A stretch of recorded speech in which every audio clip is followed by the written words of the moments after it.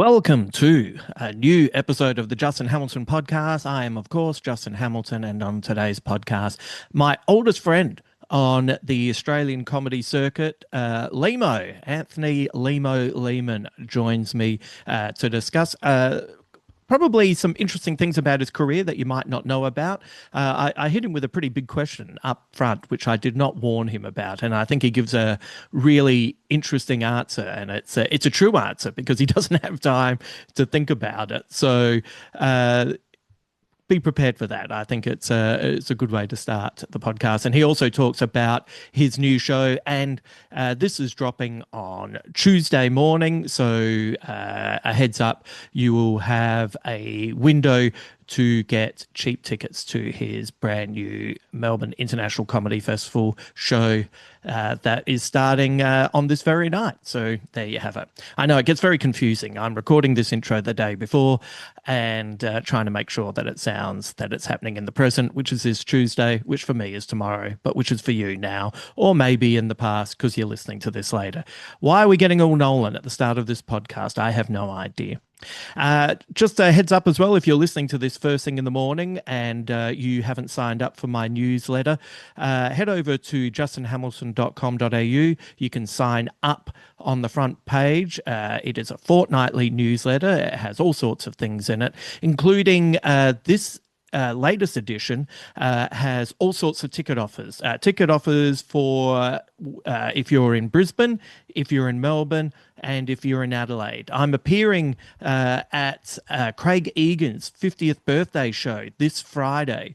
And if you don't know who Craig Egan is, he is the head honcho of Adelaide comedy, the big cheese, as it were.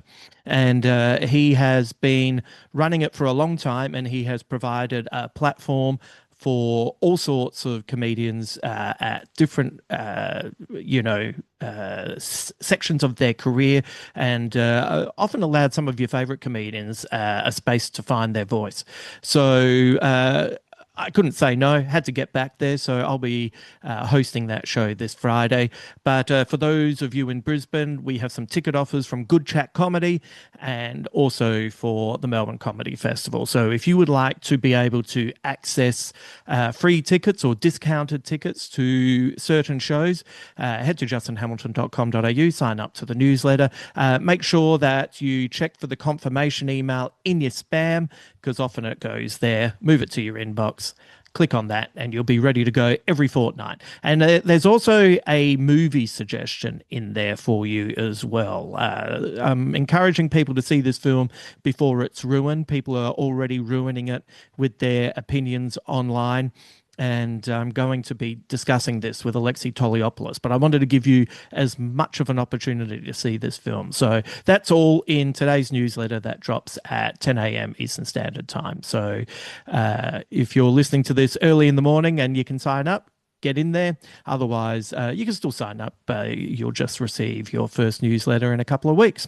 Okay, let's bring in Lehmo, and then I'll just update you with some extra stuff, including we have a brand new segment starting this Thursday, which I think you'll enjoy. It's interactive, and you'll be able to have fun with it as well. So hang around after I've finished chatting with Lehmo, and I'll tell you more about that then. But for now, let's bring in Lehmo. So let's get this straight. You are a stand-up comedian. You've been a radio host. You've been a beloved character on a TV series. You've acted in movies. You've written a book. What's the thing in your career that you are the most proud of? Boy. By the way, I told you I had a humdinger question before I Yeah. started recording, and I was like, "Do I give him a heads up?" And I was like, "Nah, I reckon this is better for him to actually have a little think about in the moment. We can talk it Yeah. all through too." It's a good question. I mean, but look, probably my the work I've done doing shows for the troops Yep, and stuff I've done with different organizations with returned service people. yep. Okay, I because think, I think how many trips overseas have you done now for the troops? so I've done nine, and 8 to the Middle East, 1 to East Timor. Right. Um, and I did receive the I've got to remember the exact name of it. Actually, I've got to find it. It's in my room here somewhere, in my office here somewhere. But I received uh, it was an Australian Defence Force Service Medal Right. last year for the number of days I spent on in the Middle East. So on Operation Slipper. Yeah, right. So I received a service medal for that. So I was very proud of that, but also the work I've done with troops since I've been back with organisations like Soldier On, the 079 Foundation, just helping out to raise money or just, spend time with various returned service people. Yeah. Any trips to the Middle East in the near future? You know what? There was one vaguely planned for April I think there was meant to be a trip because they asked me to do it in Yeah. about 2 weeks' time, but I don't think it's happening anymore. You don't reckon? Because there's a little bit of heat on Yes. over there, in Just case you haven't noticed. Oh yeah, just a little bit. I've seen it pop up now and again in the different feeds. Yeah, What is the people think that as a stand-up comedian you get up and you do your thing and yeah, you essentially do it the same way every time, but every gig is different, whether it's a small club to yeah. like a big show to corporate gigs, etc. What's the trick to making a gig for the troops work? Uh, Look, I think to me, it's doing lots of stuff that's specifically relevant to them. Right. So when you go, I mean, you've been there, I get it, right? You go Mm, turn up to these places and it is completely foreign. mm, Every experience you have is a brand new experience. yeah. So you're constantly being presented with bizarre scenarios, weird signs, Yeah. odd routines, uh, crazy briefings or whatever it might be, which to them are completely normal. Yeah. They do them every day. So it's just part of their routine. But to us, those things are crazy and weird. So to do jokes that are specific to those things, I think helps. Another one that really helps is, one thing about the military is they have a huge amount of respect for the chain of command. Right. So no one will ever be rude to anyone who's ranks higher than them. But as a civilian, you can take the piss out of a general. Right. It's fine. You don't have any obligation aside from just general respect. Yeah. But there's no obligation for you. So when you do that, they love it. Yes. Right. So that's a big part of it as well.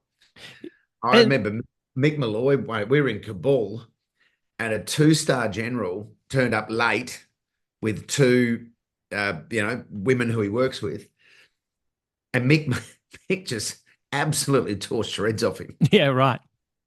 And it was hilarious. Well, what was he saying? Can you remember? Can you repeat it?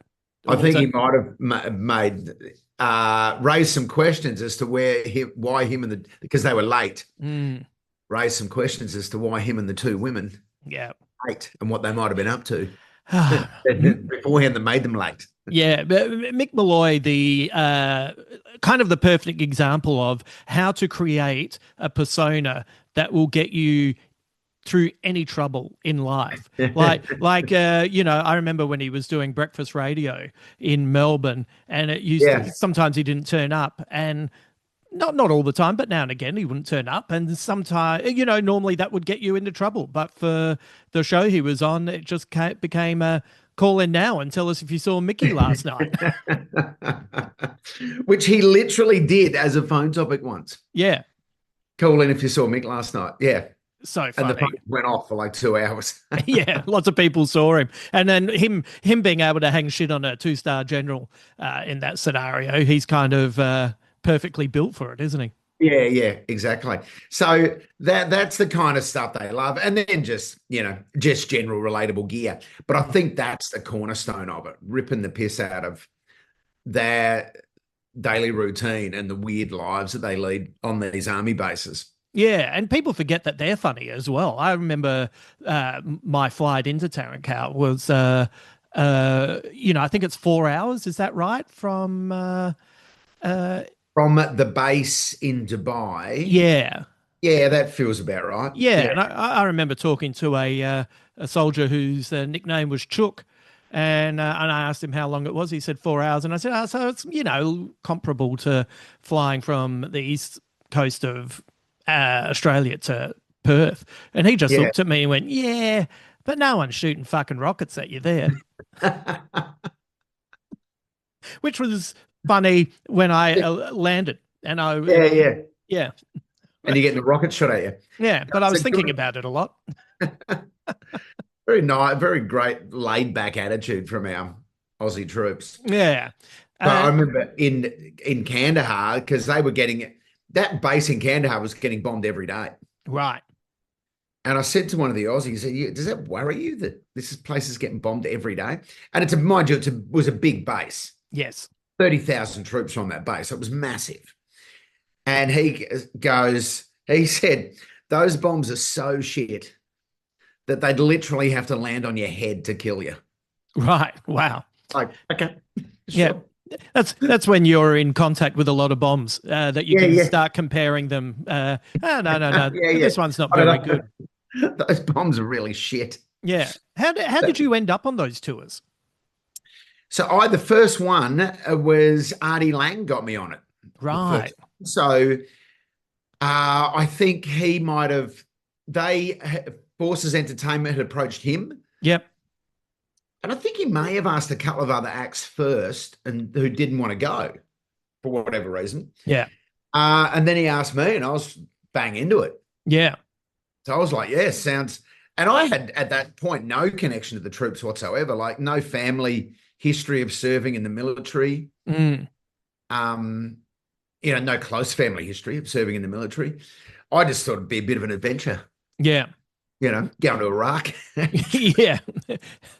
It's a And it was amazing. yeah. Yeah. And And then I did what has probably been my best festival show right. after that, which was called Christmas in Baghdad. Oh yeah, I remember Oh, that. about that trip. Yeah. And it was great because that I went at the end of 2005. I did that show in 2006, and it was a real unknown then. So people were really fascinated by it. Yes. Yep.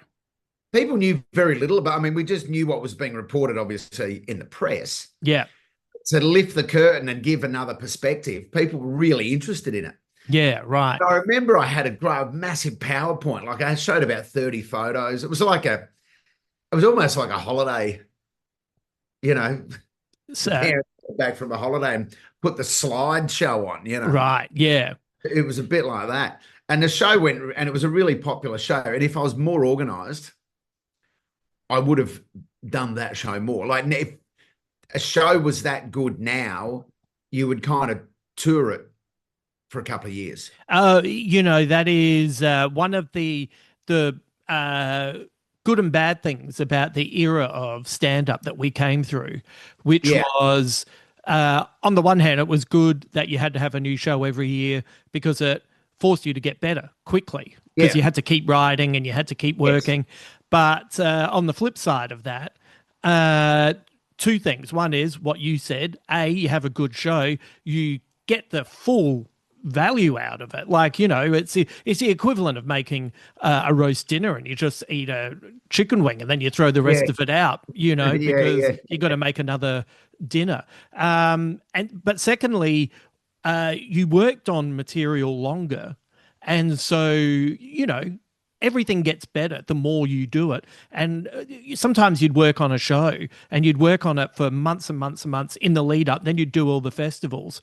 And then you'd yeah, be in Geraldton just doing a random gig and you'd do one of your routines from your show and you'd ad lib something right in the middle of this routine that just made that routine exponentially better. And you've already showcased it in your show, so you can't put it back in. yeah. It's such a shame, like that particular show Mm, did it. I probably did it less than 30 times. Yeah, that's crazy, isn't it? And you know what? It was a really good show. Like if I think back over all my shows, Yeah. that one really stands out and it was really funny. And the other thing is that trip, I got home from that trip in on about January the 5th or 6th, Hmm. 2006. Yeah, right. Then I did the Adelaide Fringe a month later. Yeah, right. I wrote the whole show in that Yeah. month. Yeah. Got together this wild PowerPoint presentation, did it, and the whole thing sold out in Adelaide. And then I did it in Melbourne, and the whole thing sold out in Melbourne. Yeah. I didn't even put on extra shows. I mean, what was I thinking? It's crazy. And then you were done. And then I was done. And then that was it. It Yeah. didn't even go to Sydney or Brisbane or. Is there a So, possibility that you could revisit a show like that and add new I, ideas and yeah, I think that show was just so fresh for its time. right? You know, in 2006, I mean, the war in Afghanistan was very young then. The Iraq Well, war, that really, version of it, the Afghanistan that war. version of it, yeah. Yeah. And Iraq, I mean, Saddam Hussein hadn't even been captured yet, I don't think. Right. Right. You know, or had he been, he might have just been captured. Osama bin Laden hadn't been Right. captured. Yeah. So it was just, but now people have seen, 100 comics have been to the Middle East now, Yeah. Yeah. shared that material. So I was one of the first. There might have been a couple of comics before me, maybe, Yeah. but I was definitely in the first 4 or 5 who went to the Middle East. Yeah. Were there any gigs that or any moments that you kind of got a little bit tense? Uh, when we first flew into Iraq, I was just nervous, but that was my own nerves, Right. Yeah. just creating stories in my own head. But I felt genuinely, the only time I felt genuinely anxious was when we landed that time. We landed in southwestern Iraq, Yep. near what is allegedly the birthplace of Abraham down there. We were actually going to go and visit it at one point, I think. But then we got in these Bushmaster vehicles and we drove to the base, Camp Smitty, Mm. and it was about a 2-hour drive. And I remember getting in the back of that car with all my body armor on and my helmet, and I was just finding it hard to breathe for a little while. Right. So anxious. I thought we could get attacked Right. because we were just out in the desert. Yep. Like there was nothing stopping us from getting attacked. Yeah. And those heaps of those Bushmasters got blown up. Right. You know, And that's all going through your head. And that's all going through my head. also you've seen a lot of movies. And I've seen a lot of movies. Yeah. And I've been watching the news. Yeah. Yeah. Thinking, what's protecting us? But they said that the Aussies had been very good at the hearts and minds stuff down there. So they always flew the Australian flag off the vehicle to let the locals know. Because one of them said to me, this was after that, he said that they had met with a local, the local population, local tribe, local whatever, village. Mm. They had said to him that when the Australians were in Iraq during World War II, Right. they were very respectful of our, grandparents or whatever. Right. So we're going to be respectful of you. Really? That's interesting. Yeah. I was like, oh, that's nice. Yeah. Okay. And sometimes in that same area, when the Americans would drive around, they wouldn't fly a flag at all. Right. They'd fly an Australian flag. Or a Canadian flag. So they would fly no flag because they didn't want the local villagers to know that was an American vehicle. Yeah. Right. Were you politically minded before you went over? Like, was that kind of something that you engaged with in, apart from just the news, as it were, or did that kind of inspire having a more of a detailed interest? It did definitely inspired a more detailed interest, but I had that, and this is a Bill Hicks line where he said, I'm in the Bill Hicks line was, I'm in the controversial position of being against the war, but for the troops. Right. And that was kind of my position. Yeah. I was against the war, but for the troops, Right. which some people find that hard to square away, but I find that very easy to square that away. By the way, you've just reminded me of once I was over your place and you said to me, "Hey, check this out," and you played me this Bill Hicks routine. And then this is in I reckon 2005 or something like that, Oh yeah, and yeah, maybe 2006, and it was a perfect encapsulation, a comedic routine about America invading Iraq and everything yeah, that went down. And then yes, I remember listening to it and thinking it was really funny and insightful, and then going, "Hang on, isn't Bill Hicks dead?" And you were like, "Yeah, this is from 1991. This is from yeah, the initial invasion, and the routine was still absolutely relevant." yeah. It was that was such a brilliant routine, and I remember one line in that routine where he says he's doing like an American press conference, Mm. and he goes, "Well, we know that the Iraqis have got,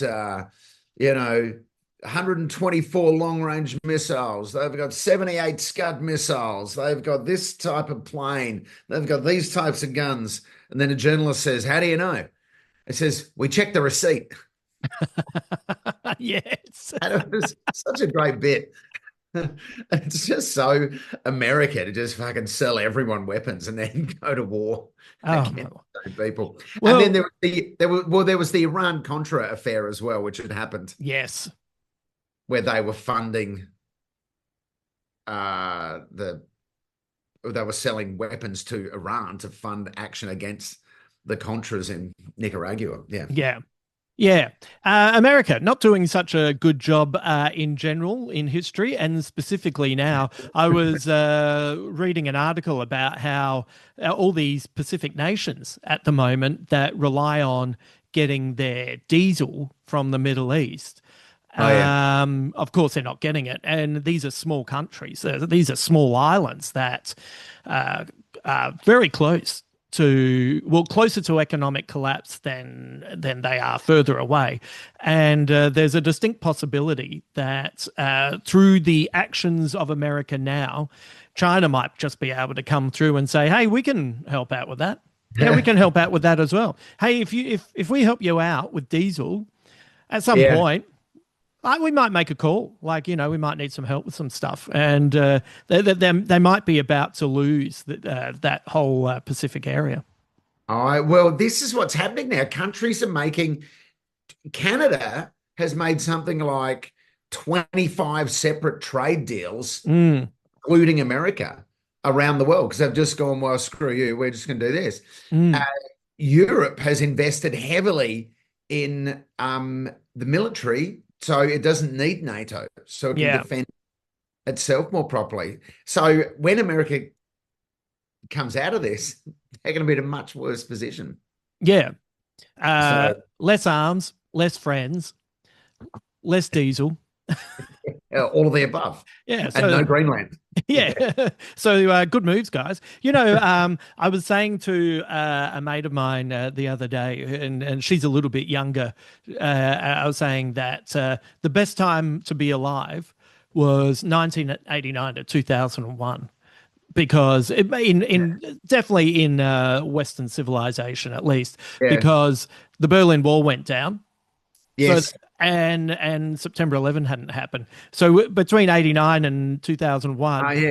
that's why Gen X had time to look in at it itself and try and, work out our psychological problems, like, absence of fathers and things like that, because we weren't worried about war kicking off. And then, from the moment September 11 happened, that shockwave has been continuously rotating around the world to the Yeah. point we are now, where you're like, "Oh God, I thought we'd left all of this behind."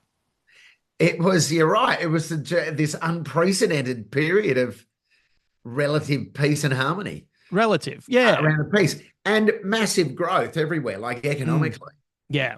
The world sort of really evolved and just boomed for that period. Every generation forever, I think, has been jealous of the previous generation. I was Right. jealous of the next generation. Right. Oh, they've got it so good. Just Yeah. we like that. I reckon we might be the first generation that is not jealous Uh, of the yeah, next generation. yeah, Because I look at it and go, just all the mobile phones from such a young age, the computers from such a young age, the constant monitoring, so I feel like there's so much stress around kids now. I'm so grateful that we could live our lives. I was 28 when I got my first mobile phone. yeah. I remember. What a joy. Yeah, yeah, yeah. Remember anyone who had a mobile phone before that was like, oh, what a wanker. And I remember when I was living in London in 95, 96, 97, that was a real, that was like, a real staple of the comedy scene was anyone who had a mobile phone was a fuckwit. Yeah, yeah. Yeah. Had Even if you, a real stigma attached to it. yeah, even if you had a beeper, you're a bit of a dickhead. Yes. But a mobile phone, you're a right fuckwit. Yeah.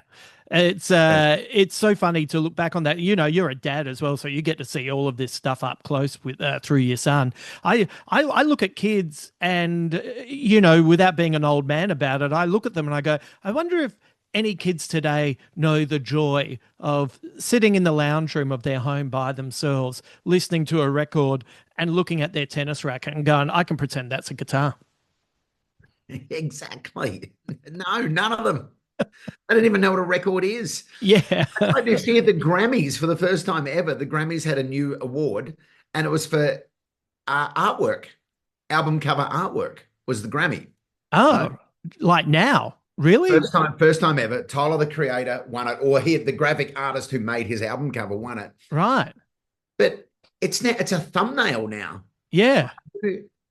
This should have been an award 50 years ago when people really cared about albums. Yeah, well, and you'd buy the album, you'd look at the artwork, you'd open it up, you'd read the lyrics, you'd read the song titles. Yeah. Like I knew who mixed albums because it was so you were just desperate to glean any information off it. Yeah. And then also songs that didn't hit for me. Over time, because who could be asked standing up and lifting the arm and skipping a song? You just listen to it, and over time, you'd get an appreciation for it, and maybe if you were lucky, it became a song that you actually genuinely liked. Yeah, and you listen to the whole album. Yeah, because you couldn't pick the needle up and move it one song. Well, it's ridiculous. No, it's too much effort. Why would you do that? And you might come down on the wrong part of the groove, and you're not quite getting it. You might scratch the record. Don't want to scratch the record. You spent $7.99 on that. Why would you want to spend accidentally scratch it? Exactly. So when you started, because you were you left high school, went to uni, and you were studying accounting. Is that right? Yeah. So where did the love of stand-up come in? Was that something that and the potential to perform it? Yeah, so look, I was always a joke teller. I always loved telling jokes as a kid. Do you know why? I remembered every joke I ever heard. Yeah. I did not forget a joke. Yeah. So I could tell jokes for hours. Right. And was that do you know why that was? Like why do you think you developed that skill? I don't know. I remember I used to love watching Dave Allen. Oh, yes, right. That could have been part of it. Yeah. And the two Ronnies. Yes. As well. That could have been a part of it. Yeah. But I think where I grew up, there was a bit of a culture. There was a real joke telling culture. Yeah. Especially mostly around the footy club. That was like the system of the area. Yes. So I would, on a weekend, I'd just go around to different groups of people telling them jokes. Right. At the footy club. Yeah. So that was that, but I never, ever considered it as a job. It was just like, that's something that other people do. That's not something I do. Right. That's a good bit of country teaching it and growing up in the country where you're taught to put your dreams to bed. Yeah. That's not going to happen. Yeah. And so there was that. And then the first real performance part of it came, well, when I was at Aquinas College, which Hmm. was a residential college when I was at uni. Mick Ballack and I, with a couple of other friends, they had like a drama, like a theatre night Hmm. where anyone could put on, perform, and do whatever they wanted. I think there were 32 acts on that night. Mick Ballack and I were 27 of them. So we were doing little sketches and little, this is before we'd ever done stand up, Yeah. and little kind of tell jokes and whatever. So there was that. And then I played footy for Adelaide Uni, and they used to have their presentation every Saturday night was a huge deal. Mm. It was massive. And because I had a reputation as a bit of a joke teller, they got me to do that presentation every second week. Oh, That right. was good performance as well. Right. What was that like? Because at this point, you might know jokes, but No, I don't know stand up at all. you don't know stand up, and also uh, what jokes are going to fly and what jokes are Yeah. incorrect. And that was a real, I mean, that was, and it was a home run, that gig, because, everyone knows each other. There's all the Mm. jokes of the footy club. So that was really fun. And then we used to go and watch comedy at Bolt's Cafe. Me and Popey's sister Anne Marie Hmm. and a couple of other friends. And we went 3 weeks in a row and we loved it. Yeah. And then Anne Marie, she just went to Charlie Hill Smith, who was the Y- MC. Yeah. She knew Charlie, and she just put my name down as the MC. Sorry, as an open mic spot for the next week. Right. And you didn't know. I had no idea and would never have considered it either. Yeah. And she just came back to me, "Oh, you're on next week," and that was that. And you were probably around that time going to those shows to watch them yourself, I I reckon. was I was a little bit after you. I think you started at the end of 1993, Yeah, so I and was December 1993 was my first yeah. gig. Yeah, So my first gig was just recent. God, you got to love mums for remembering dates, don't you? 31st of March was our first gig. So right. we would have come along a couple of weeks in a row in March. So not Yeah. far off, And Damien, who I started off with in the duo, the Bunter Boys, he knew Dave Williams, who was performing, knew his brother through the Army Reserves. Oh, right. Okay. Yeah. So he went up, introduced himself, got introduced to Jack. Jack said, "Do you have an act?" And we went, "Yes." He said, "Good, come and do the workshop on Monday." This was a Thursday. Thought, fuck, we better write an act. And then was your first gig the week that Kurt Cobain killed himself? Nah, it was just before. It was So just you before. the week before. Yeah, yeah, yeah. Because Yeah. I remember that Thursday night after Kurt Cobain killed himself Yeah. was it was comics were doing material about it. It was literally Yes. 3 days later or something. And that's where the great quote of my comedy career came from. Jack, and it was a night wasn't going well. And Jack Smith, who was a mentor for all of us, Yeah. came up to me and said, "Are you doing any jokes about Kurt Cobain?" I said, "No." He goes, "Good." And then he looked at me and said, "Big smiles. It's the greatest night of your life." Yeah. I've never forgotten it. Mate, he said the My same thing. mantra. Yeah, it's funny. Anyone who worked with me on Question Everything or anything like that, they're a bit nervous. I tell them the exact same story because I think he must have gone up to you, and then he came up and took us out the back and said the same thing to Yeah. us. And it was, what an incredible lesson um, to learn so early in your career that Yeah. sometimes you can just be a bit too quick to want to be funny, and also uh, maybe read the room. And if the first act has not gone well with Yeah. jokes like that, maybe you shouldn't do jokes when it's Perhaps, your time. perhaps steer clear of it. Yeah. You've got to be pretty skilled to be doing jokes about something. I mean, people loved him so much. Yeah, and it was a bummer. And and it was a real bummer. So to make jokes work, oh, you've got to be pulling some serious skills. You've got to have a really good angle, and also, but now in the current age, you could get up and do some, uh, you know, breaking news material, and people will look at you like, what?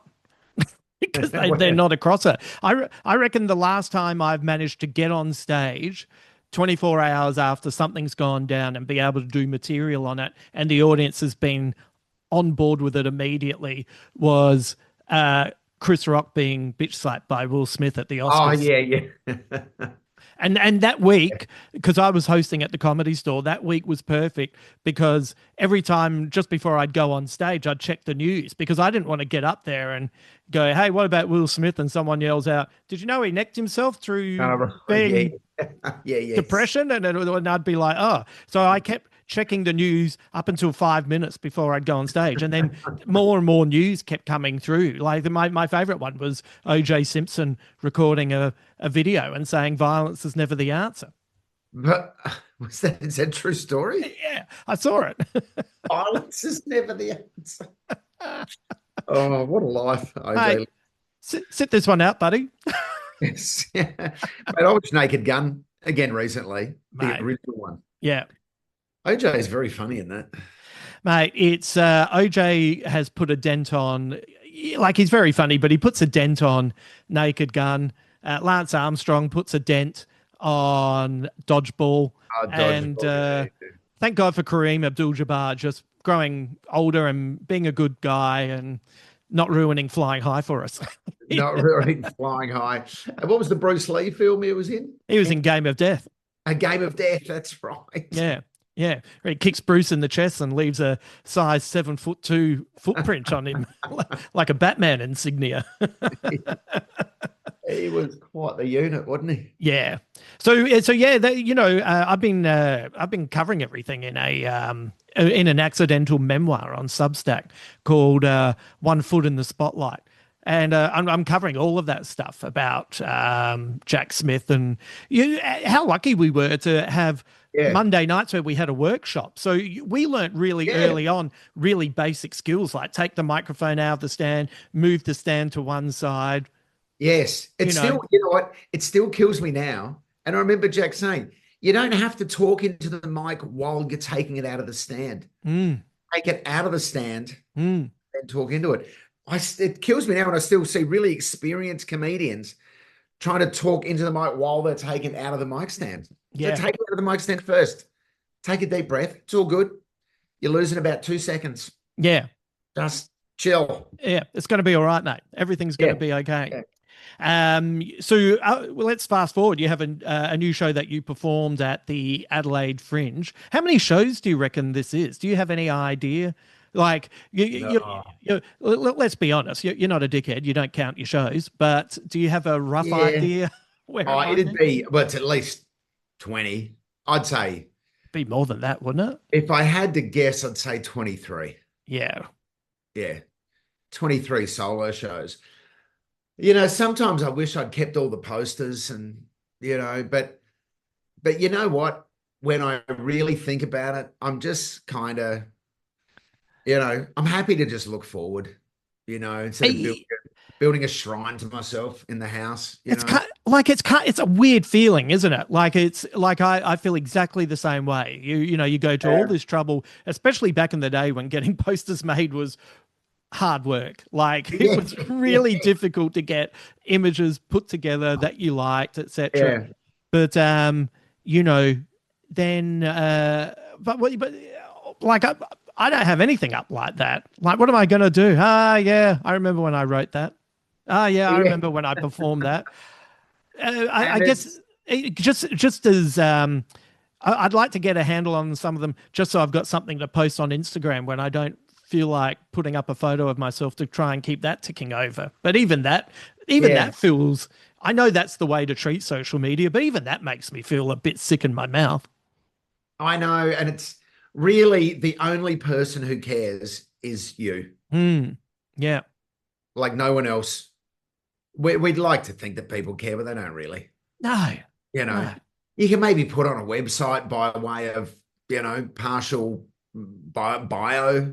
Yeah. Maybe. Yeah.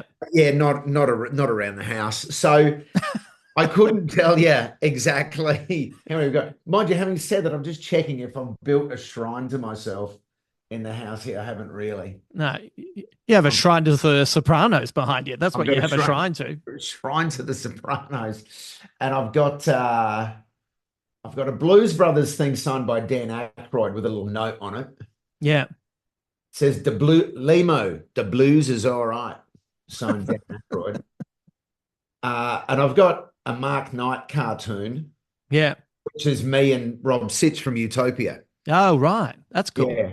With Dan Andrews making some announcement. Oh, it's about the Commonwealth Games. And Right. I spit my coffee out and Rob's in shock. So Yeah. Mark very gracefully sent me an original of Oh, that wow. That's cool. cartoon from the paper, yeah, and Yeah. signed it. And I've got a Batman poster. So Yeah. yeah. So not necessarily a shrine to you, just a shrine to some good things. Yeah, exactly, exactly. So, yeah, I don't know. I don't like to get too caught up in all that. See, I feel I used to love. I have a great. I'm very nostalgic for the time when we would perform, Yeah. leave a venue, and then that was just it. Yes. Yeah.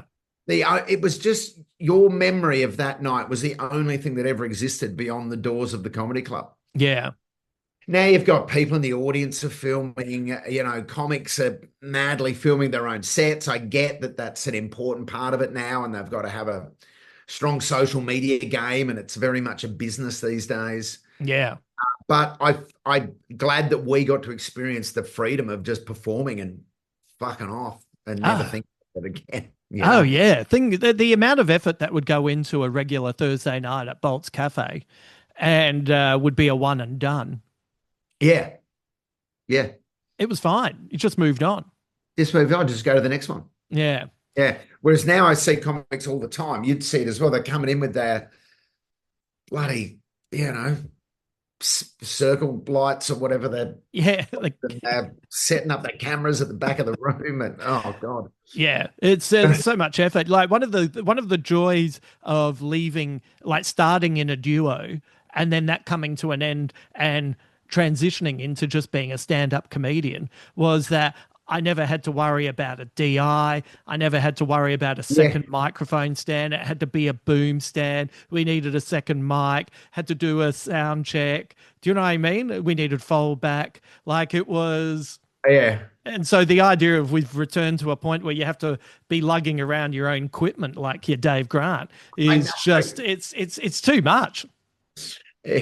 Yeah, no, I just can't do it. I can't do it. I see bands now. I feel bad for bands. Young bands starting out, Yeah. lugging all that shit around, Yeah. And they have to film it. and they're filming it. Oh, fuck.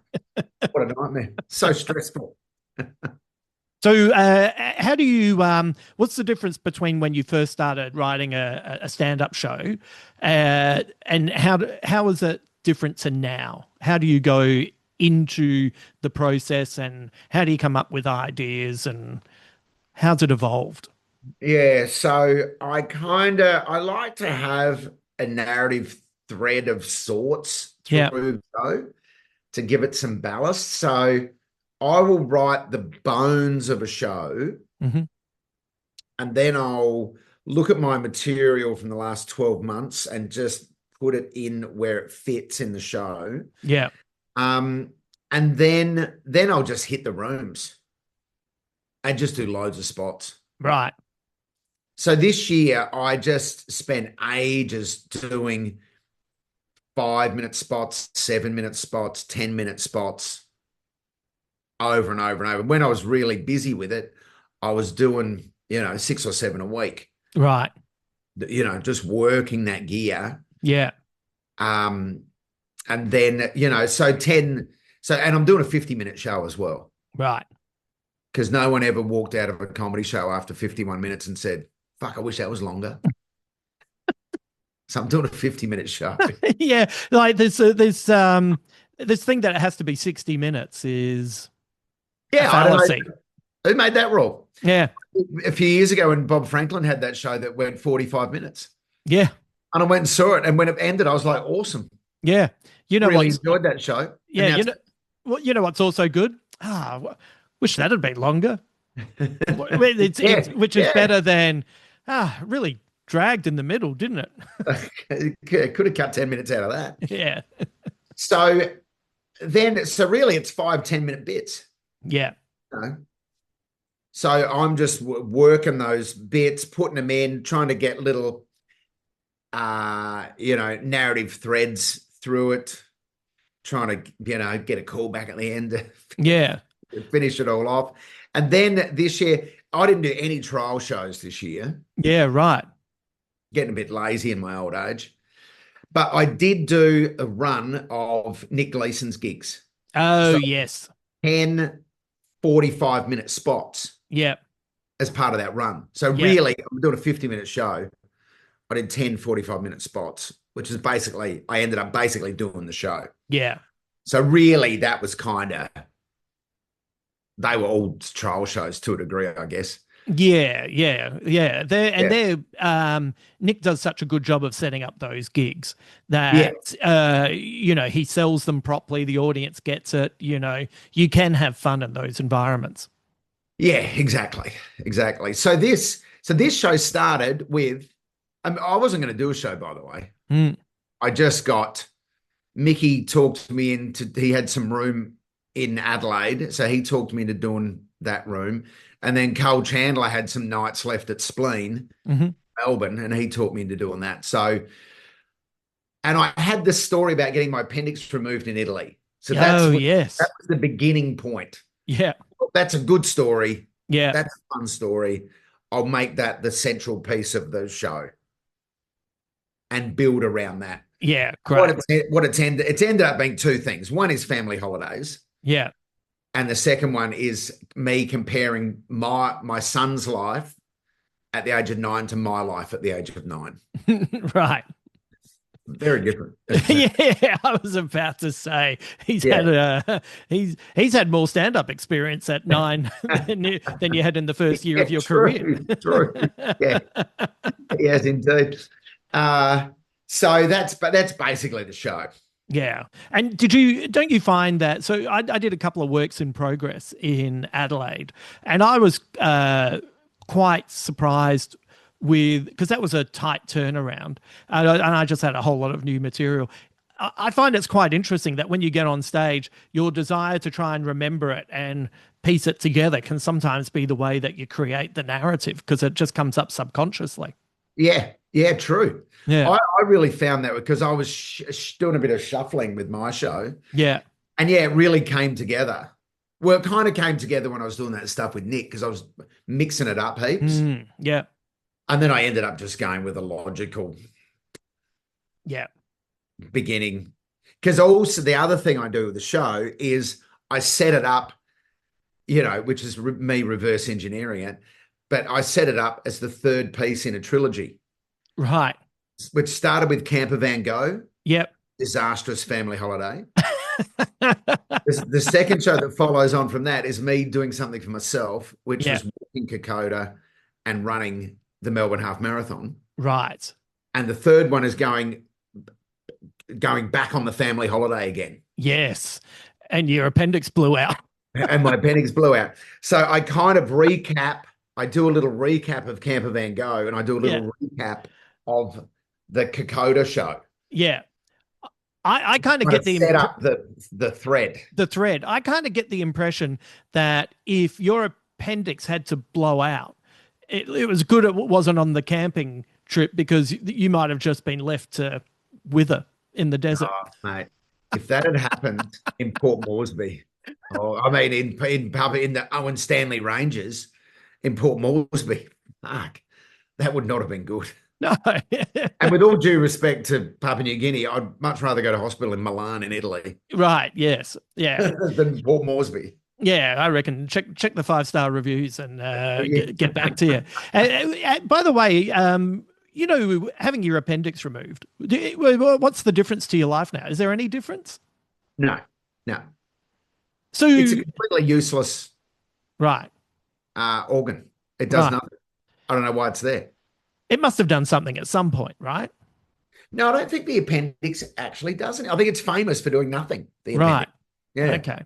Is it potentially linked to one of these weird mystical things like gut bacteria? You know how we're just suddenly Oh, right. Okay. understanding that. Is it potentially anything to do with that? Uh, yeah, look, I don't know. I don't know if I've had any gut bacteria since it's been removed, but I haven't really noticed any difference. Yeah, right. Oh, well, except you're slightly, way less. I'm slightly lighter. Yeah. I don't know how much the appendix weighs. It looks pretty small. Yeah. Anyway, So, I haven't seen it since. It was in the hospital somewhere. oh, they didn't give it to you to keep. It's No.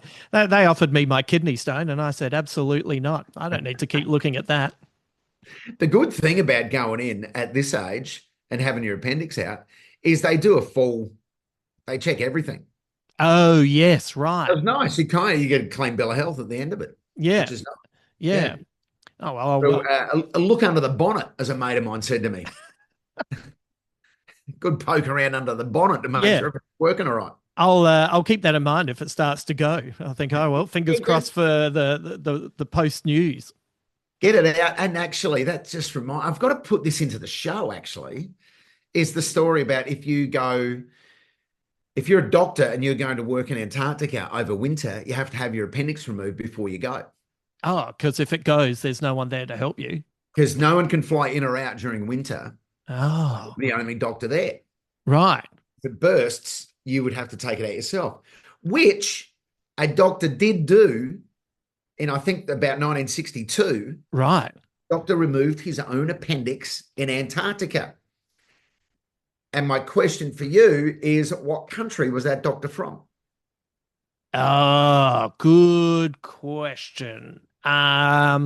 What a doctor from what country would just, without any fuss or hesitation, just cut themselves open and remove their own appendix? Like I don't want to be talking us up, but obviously Australian, right?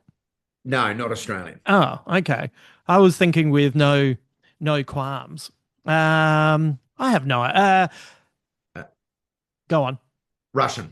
Right. Damn it. God damn it. You know what? I was just about to say Russian and then I hesitated. Yeah. Probably didn't even use anesthetic. Yeah.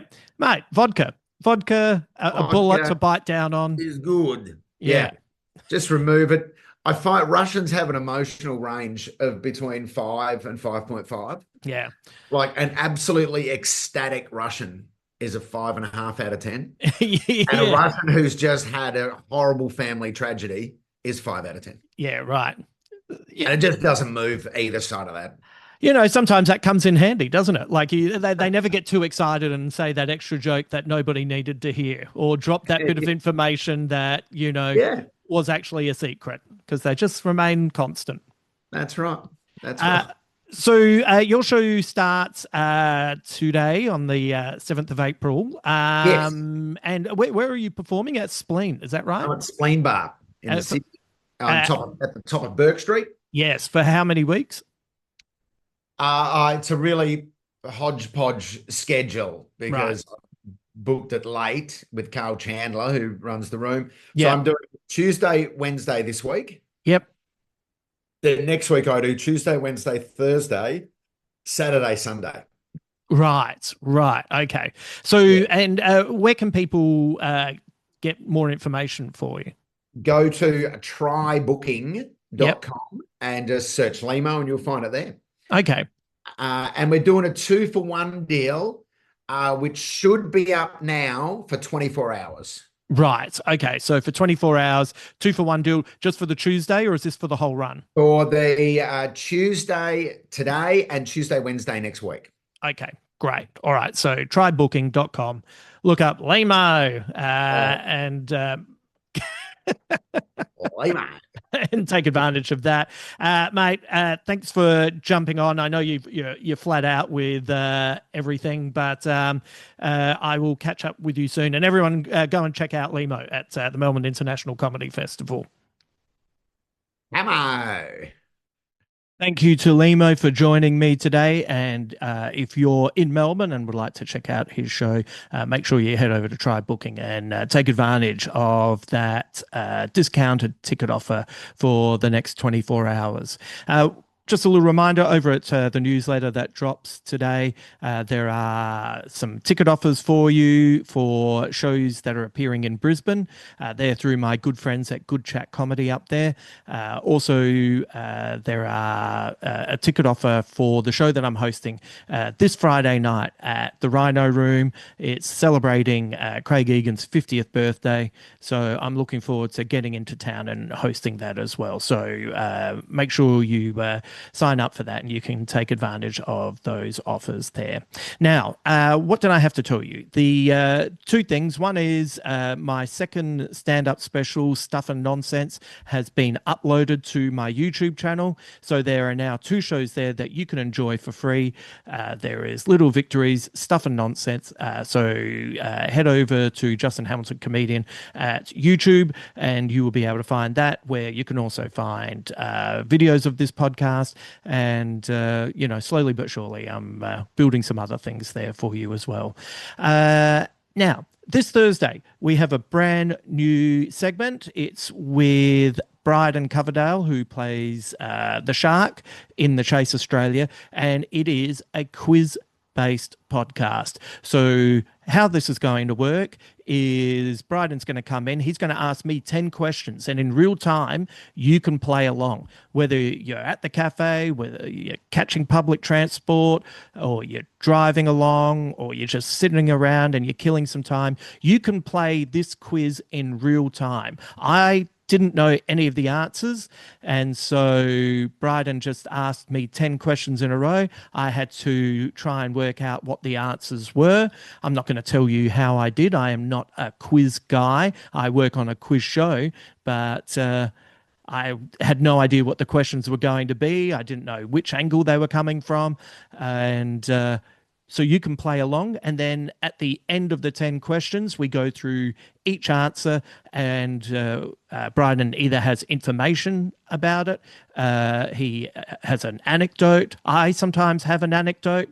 There's one question in particular that, just a little heads up, I get right by just having the most bizarre luck, in that I learnt the answer to that question without even knowing that question was going to be asked that morning while I was listening to a podcast. And then he just happened to ask a question that I was like, I literally learnt this 90 minutes ago. So it's pretty fun. We're going to do it once a month, and we'll see how you go. And then maybe we'll do something bigger with it down the track. But this is an opportunity for you to join in and see how you go. And let me know. Let me know. You can get in touch with me through my website, justinhamilton.com.au, and let me know what your score was. Let me know if you found the questions easy, if you found the questions hard. What we wanted to do was put up something that was interactive, but then was also interesting. And I think all the stories that come with it are fun as well. So that will be this Thursday. And then, I'll tell you what's going to come up next week on Thursday's episode. But just trying to add a couple more segments, and then I think we'll be locked in for the year. So I'm looking forward to seeing what your reaction is to this. I think it's pretty fun. So I hope you think it's fun as well. Okay. As always, you can find my Substack work. You can find ad-free versions of this podcast and bonus podcasts and videos over at Patreon. If you want to watch some of my stand-up, you can find it at YouTube, and you can find all of this at my website, justinhamilton.com.au.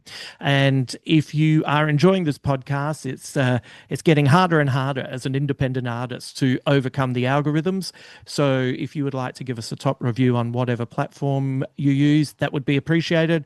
But word of mouth is actually the best way to encourage people to check this out. So if you know people who you think would enjoy a podcast about art and entertainment and looking into the positives and celebrating it all, and can be funny as well. And, it can be bleak when we have Dave Anthony on, but I'd like to think we still have a lot of jokes when Dave Anthony is on as well. Send them my way. That would be greatly appreciated. All right. I'll be back on Thursday. Enjoy the start of your week. I hope you're recovered from your Easter food comas, and I look forward to catching up with you then. Okay. Until then.